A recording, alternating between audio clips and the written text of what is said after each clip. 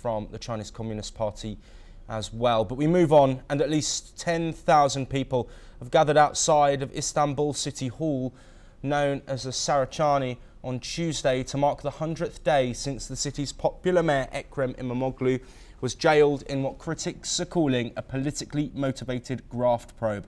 The rally, organised by Turkey's main opposition CHP party, drew people from across the city, demanding İmamoğlu's immediate release and protesting what they see as President Recep Erdoğan's continued crackdown on his political rivals.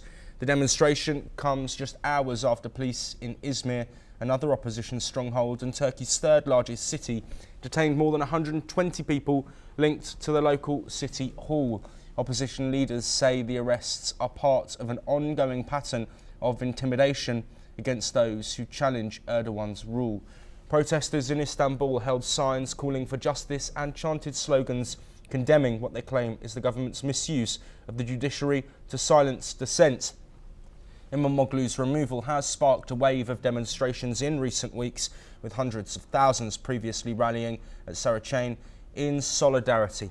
Many see the popular mayor as one of the few opposition figures capable of mounting a serious challenge to Erdoğan's grip on power, especially with local elections on the horizon. Security around Istanbul City Hall was heavy, but the protests remained largely peaceful as crowds vowed to continue mass mobilisations until İmamoğlu is freed and local democracy is restored.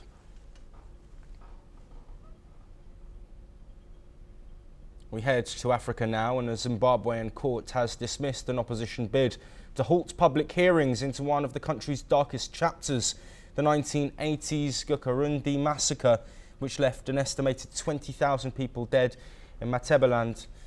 The legal challenge was led by Sibingazwe Nkomo, son of the late liberation icon Joshua Nkomo.